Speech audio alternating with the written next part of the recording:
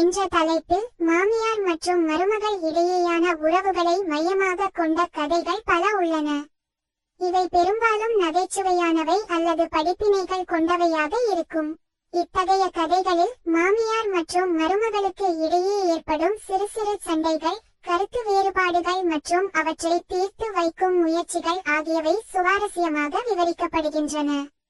சில கதைகளில் மாமியார் தனது மருமகளிடம் அன்பாகவும் பாசமாகவும் நடந்து கொள்வதும், மருமகளும் அதை புரிந்து கொண்டு மாமியாரை மதிப்பதும் காட்டப்படுகிறது. மற்றொரு வகையில் மாமியார் தனது மருமகளின் மீது பொறாமை கொள்வதும், அதை மறைக்க பல முயற்சிகள் செய்வதும், மருமகளும் அதை முறியடிப்பதும் கதைகளில் சொல்லப்படுகிறது. இந்த கதைகள் பெரும்பாலும் குடும்ப உறவுகளின் முக்கியத்துவத்தையும் ஒருவருக்கொருவர் விட்டுக்கொடுத்து நடப்பதன் அவசியத்தையும் வலியுறுத்துகின்றன. மாமியார் ஒரு தாயாகி வாழ்ந்தாள். மருமகளை மகளாய் பார்ந்தாள். பாசத்தின் பாலூட்டும் நதி போல் பரிசாக வாழ்ந்தாள்.